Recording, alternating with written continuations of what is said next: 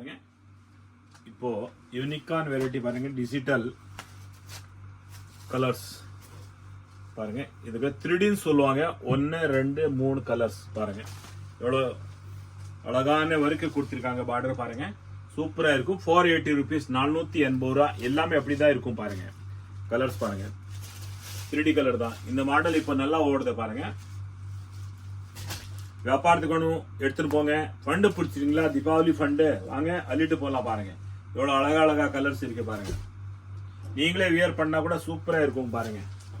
எல்லாமே 3D model தான் பாருங்க.